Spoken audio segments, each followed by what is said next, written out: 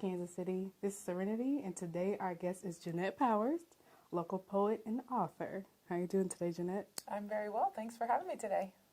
You've been doing poetry about how long? Well, I started writing when I was 9, but I would say I wasn't really understanding what I was doing until I was about 18, so that's 20 years now. Oh, wow. Definitely a veteran. Yeah. I first hit the open mics, and I moved to Kansas City at 17 on my own. First thing I did was go find a poetry reading, and that first day I went, oh, I have no idea what I've been doing up to this moment. I saw what the city had to offer and what poets were doing, people who'd been working a really long time, and it just set my heart on fire for poetry. I've never stopped since then. Wow. Who would you say are some of your inspirations as far as poetry? Do you have any local, national? Well, local, it's easy to say. I remember the very first poet I ever saw. His name is William Peck. I work with him to this day. Yeah, I know. At the Arts Bar, yeah, and he still is involved in the poetry scene. And I saw him and his performance, his creativity, his authenticity, his story was just an inspiration to me. And then I began reading poetry in earnest. I had never really read it on the page before that, but meeting those poets, that's what they did.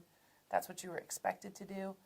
And so Pablo Neruda, Sandra Cisneros, most especially Wisława Szymborska, who's a Polish poet. Say that again. It's so good. Wisława Szymborska. Oh, okay. They have a pronunciation guide in the front of her book. Oh, okay. But she won a Nobel Prize in poetry because she survived 2 world wars in Poland, and she's written about it. And so it's just this really intense poetry about, some of the worst horror a person could face. And then also just the redemptive spirit that she has is what makes her stand out to me so much. And, a lot of other artists, Jonathan Safran Foer, Frida Kahlo, Vincent van Gogh, have inspired me, Flannery O'Connor, even in my work. And then performance poetry, wow, that's just been the last few years that I've really started learning about that, and I just soak up every bit I can. So you also paint as well, right? I am a painter, yeah, for many, many years. I love to paint. Okay, I remember you said the Vincent van Gogh, and that's why I was like, okay, yeah. It's tied in that.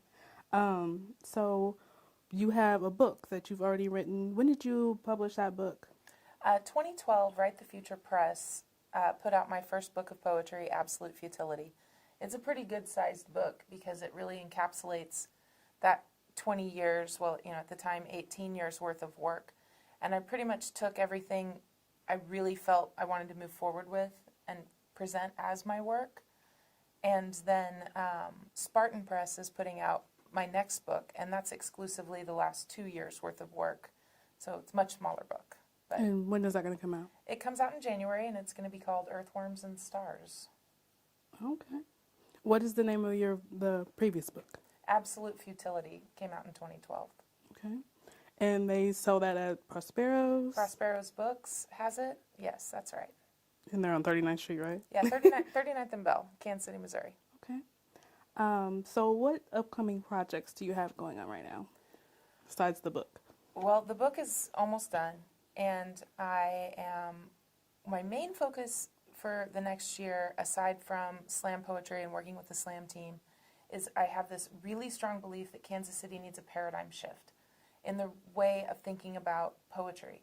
Most of the time we have a feature with an open mic, but what I want is to have just showcases. So I've been bringing in nationally recognized poets through Poetic Underground and giving them showcases. So each showcase has 2 local poets and then the nationally featured poet. And there's no open mic associated to it. It's like an hour-and-a-half show, and it's on weekend nights, and it's designed, hopefully, to really inspire Kansas City to see poetry in a different way, to take it from the page and see it on the stage. And I really think that Kansas City's in for a real treat. I have Pages Matam in January, who's on the slam team that won National Poetry Slam last year. Yeah, I've So heard of him. Super excited for Pages. We have Alexander Dang, Clementine Von Radix coming in February, and I'm working with a lot of other people right now. So you've already had one of those events previously. Who did you bring the last time? Deontay Oseande came out in June, and that was our first Pound Presents event.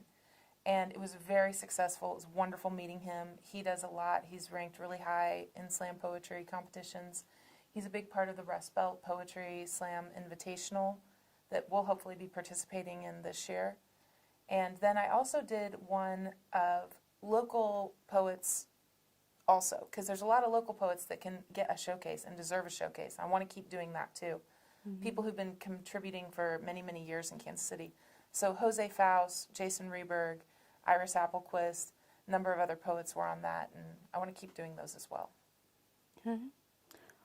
So you made the Kansas City PSI Slam Team? I did, yes I did. Tell us a little bit about that experience and what happens now. I went to National Poetry Slam in Oakland last year, and it literally changed my life. I didn't really consider doing slam poetry before that. But when I saw what was going on out there and that environment, I wanted nothing more than to be part of that. And so I wrote all new material, memorized all my poems, which is something I hadn't done before. Yes, which takes a lot of time. It sure does. It sure does. And began performing and practicing. And so the next year, Jen Harris actually runs this Pound Slam here in Kansas City. And so what she's got planned for us in December 3rd is Fayetteville, Arkansas's team is coming up to have a competition against Kansas City's team. We're going to Omaha in December, most likely St. Louis in January, back to Fayetteville in March, maybe bringing some people here for a number of team competition that really looks like a bout you would see at National Poetry Slam. Mm-hmm. And then Women of the World is in March, and Southern Fried Slam is definitely something we'll do. And then the big deal is, of course, in August in Oakland, California, is National Poetry Slam, 26th annual. So you do a lot of work with the Arts Bar. So you want to explain a little bit to the people what exactly is the Arts Bar, where is it located? I am the general manager and the booking agent for the Uptown Arts Bar at 3611 Broadway. And that's owned by Greg Patterson. I'm very fortunate to be joining him in this endeavor because what we do is 70 plus original live performing arts events a month. Very little of that is music. Most of it is plays, burlesque, screenwriters, improv, comedy, poetry. Basically anything you can think of. Magic shows. We've had so many different amazing events on that stage. Everything the original creation of an individual or a group of individuals. Storytelling, all kinds of things. And so it's just a joy every day to go to work. Everyone I work with who's on that stage is literally pursuing their life passion. And so I'm just really, really thankful to be able to be there and be part of that and give that opportunity to so many artists in Kansas City. And, you know, I'll take anybody, but mostly it's Kansas City artists. Okay. So since you've been doing poetry for a while, what would you say to a person who is new to the poetry scene, or maybe a young poet, anyone who's starting to get into writing since you already have a book, or maybe even performance since you are moving into that now? Wow.